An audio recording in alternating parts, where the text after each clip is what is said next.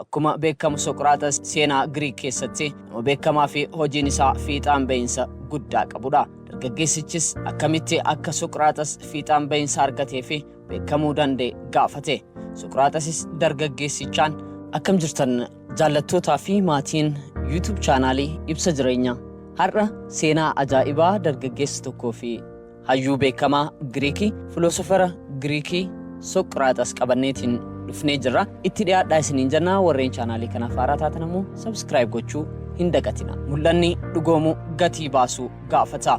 Guyyaa tokko dargaggeessi tokko namicha beekamaa Giriik Sokrates jedhamu bira dhaqee akkuma beekamu Sokrates seenaa Giriik keessatti nama beekamaa fi hojiin isaa fiixaan ba'iinsa guddaa qabudha. Dargaggeessichis akkamitti akka Sokrates fiixaan ba'iinsa argatee fi beekamuu danda'e gaafate. Sokratesis dargaggeessichaan dhoksaa milkaa'ina koo sitti himuu nan danda'a jedheen.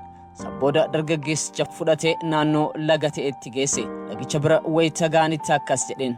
Sokrates namichaan amma dhoksaa fiixee milkaa'ina koon sitti hima waan ta'eef sirriitti na dhaggeeffadhu. Dargaggeessichis tole jedhee dhaggeeffachuu eegale. Sokrates mataa dargaggeessichaa qabee bishaan keessa seensise. Humnaan bishaanichuma keessa osoo dargaggeessichi ba'uuf wixxifatu daqiiqaa muraasa bishaanichuma keessatti gad qabee tursiise. Dhumarratti erga dargaggeessicha gadhiiseen booda gaaffii akkas jedhu gaafate. Amma yeroo morma kee waliin bishaan keessa turte maal hawwaa turte jedhee gaafate. Dargaggeessi kunis ni deebise. Hafuura guddaa baafachaa humnaa olitti waan ani hawwu ture yoomumaan ba'ee qilleensa fudhadhaa jedheen hawwaa ture jedhee deebiseef. Sana booda Sokrates dhoksaan fiixa ba'iinsa kootii kanuma ittiin jedhee dargaggeessichi maal jechuudha jedhee gaafannaan Sokrates ammoo akkas jedhee deebise. Akkuma yeroo bishaan keessa turte hawwii guddaan qilleensa hawwaa turte san fiixee milkaa'inaa hawwite bira ga'uuf wixxifattaa jedheen. Walumaa galatti gatiin nuti mul'ata keenyaaf baasnu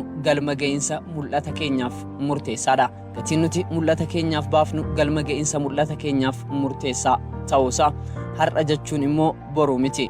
Wanta imimmaaniin facaaftu kolfaa haammachuu dandeessa. Ammoo abdii hin kutin. Inni guddaan abdii hin kutatin. Gaafa abdii kuttee fi deemsa dhiiftee akka duute beekuu qabda. Hamma hafuura baafattutti tattaafadhu.